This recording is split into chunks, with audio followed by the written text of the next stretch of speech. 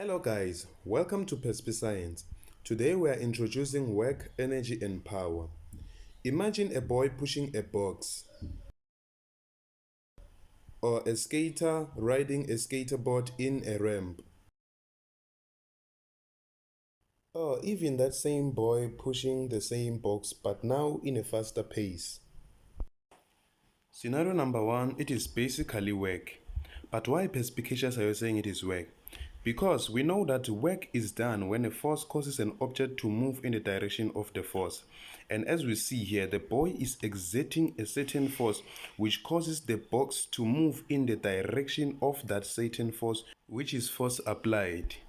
So if they say define work, you will simply say it is the product of the force parallel to the movement of an object and the displacement of the object, which mathematically it can be expressed as W equal to F multiplied by delta X multiplied by cos of a theta, where F represents the force and the delta X represents the displacement.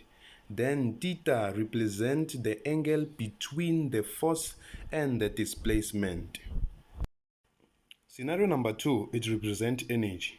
But why perspicacious? Because we know energy is simply just the ability to do work.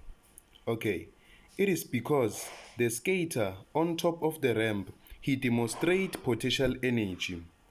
Why? Because of the height. The potential energy denoted by the symbol U and equal to mgh, where m represents the mass, which is in kilograms, and g is a constant equal to 9.8 meters per square second, and the h represents the height, which is measured in meters. As he rolls down the ramp, the potential energy converts to kinetic energy. Why? Because of the skate gaining velocity and also a decrease in the height. Since we know that kinetic energy, it is given by 1/2 mv squared, where m represents the mass in kg and v represents the velocity in meters per second, which if we can combine this kinetic energy and this potential energy will give us our mechanical energy, which can be denoted as Emech. But carefully looking at this scenario, when the skater is on top of the ramp having potential energy, which is converted to kinetic energy as he moves to the middle of the ramp, and again converted back to potential energy when he goes up to the other side of the ramp. Energy, it is never lost, it is just transformed, which is simply the demonstration of conservation of energy, which we will cover in our next video. So let's look at scenario number 3. When the boy pushes the box faster, we are saying it is power. But why perspicacious? Because we just know power as the rate in which work it is done. Here the boy does the same amount of work pushing the box the same distance, but he pushes it faster, meaning he does the same work in less time. Hence we are saying scenario number 3, it demonstrates power because work is done in relation to a certain time.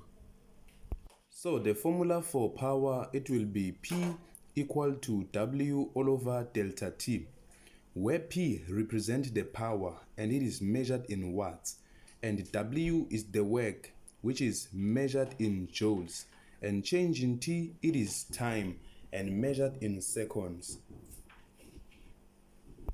Let's quick recap on what you learned today.